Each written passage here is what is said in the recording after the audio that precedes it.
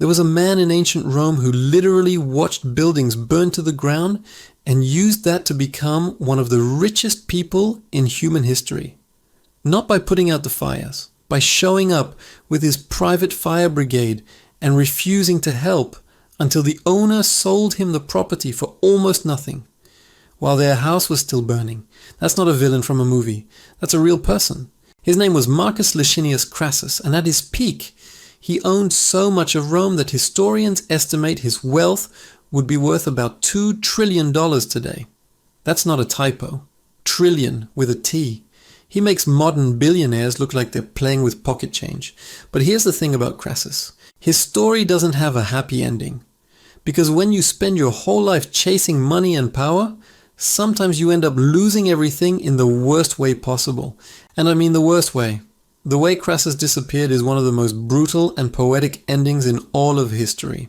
Today I'm going to tell you how a man went from being a nobody hiding in a cave to owning half of Rome, and how his obsession with wealth eventually got him erased in a way that still makes people uncomfortable 2,000 years later. So how did Crassus build his fortune? To understand that, we need to go back to the beginning. Crassus was born around 115 BC into a wealthy Roman family.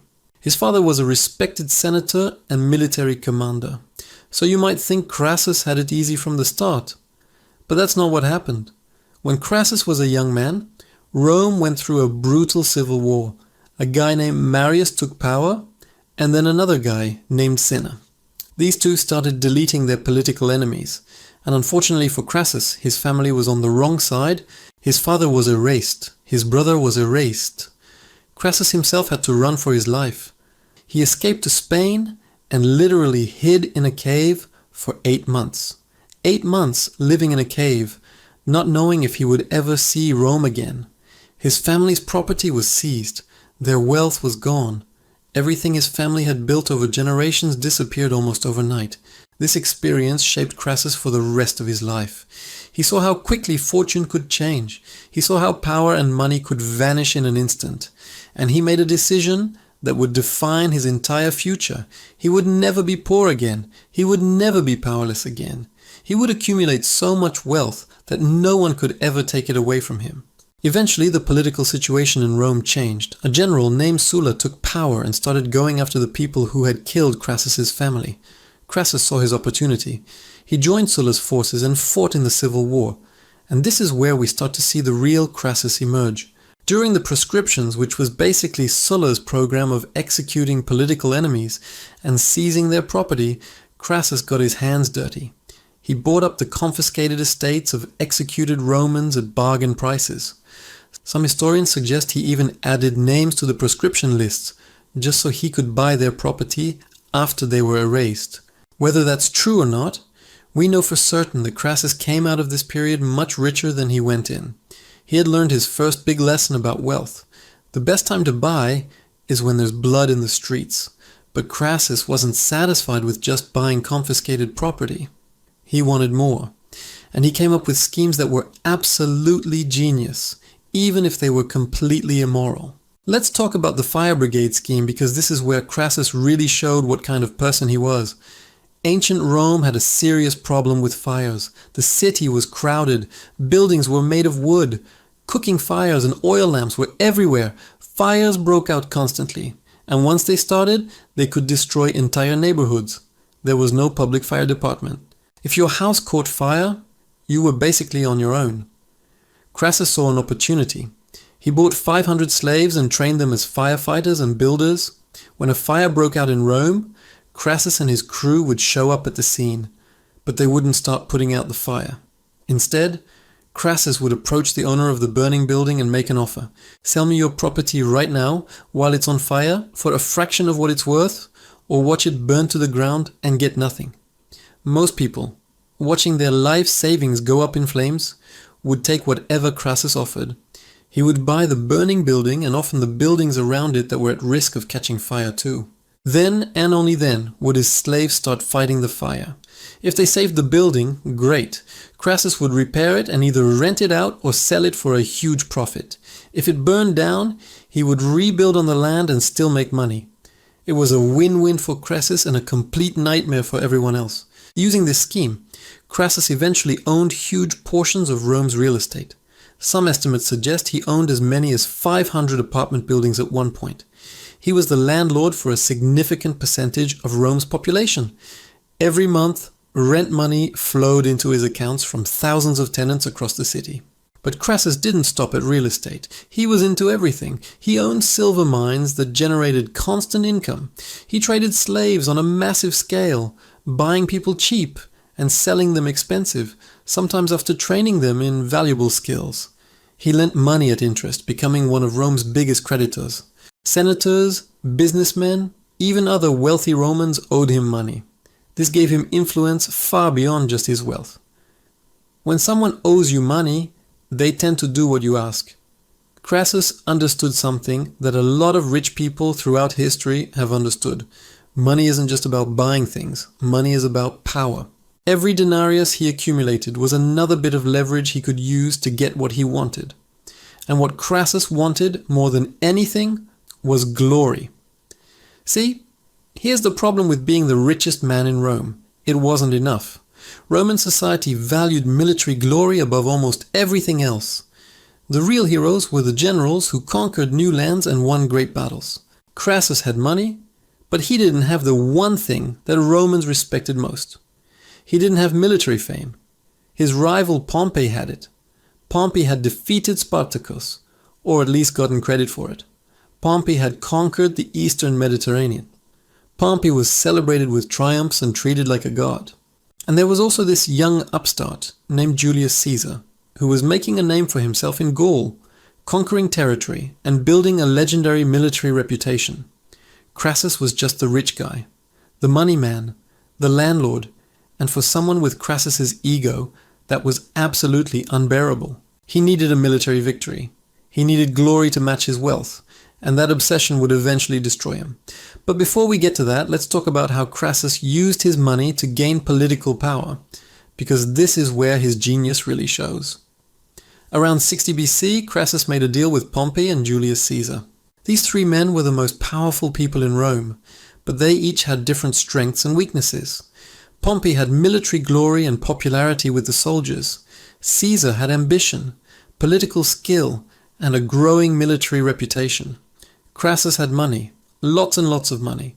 Together they formed what historians call the First Triumvirate. It wasn't an official government structure. It was more like a private agreement to work together and share power. Caesar got to become consul and then governor of Gaul, where he could pursue military glory. Pompey got laws passed that benefited his veterans, and Crassus got influence and political protection. And the deal was sealed when Caesar married Pompey's daughter, creating a family connection between two of the three men. Crassus funded a huge part of this arrangement. He paid off Caesar's enormous debts, which at one point were so large that Caesar's creditors wouldn't let him leave Rome to take up his governorship until Crassus guaranteed the loans. He essentially bought himself a seat at the most powerful table in the Roman world. For a few years, this arrangement worked. The three men dominated Roman politics, pushing through legislation that benefited their interests and blocking their enemies. But the triumvirate was always unstable. These were three men with massive egos, and there wasn't really room for all of them at the top. Crassus, in particular, was dissatisfied. Caesar was winning incredible victories in Gaul, conquering new territory and gaining the love of his legions. Pompey, even though he was mostly retired from active campaigning, still had his past glories to rest on. Crassus had money, but money couldn't buy the kind of respect that military victory could. In 55 BC, the three renewed their agreement. Caesar got his command in Gaul extended. Pompey got the provinces of Spain, though he governed them through deputies while staying near Rome. And Crassus got what he really wanted. He got the province of Syria, which bordered the Parthian Empire. Parthia was the great enemy in the east. It was a wealthy empire that controlled the territory of modern-day Iran and Iraq. No Roman had ever conquered Parthia.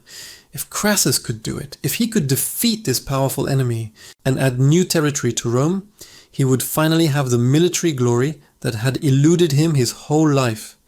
He would be the equal of Pompey and Caesar, maybe even greater. Crassus was now in his 60s, old by Roman standards, but he didn't care. He assembled an army of about 40,000 men, including 7 legions of infantry and thousands of cavalry. He was convinced that his wealth and his numbers would overwhelm the Parthians. After all, Rome had conquered most of the known world. How hard could one more enemy be? In 53 BC, Crassus marched his army into Parthian territory. And this is where everything went wrong. The Parthians were not like the enemies Rome had faced before.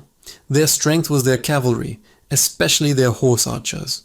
These were soldiers who could ride at full speed, turn around in their saddles, and fire arrows with disappearing accuracy.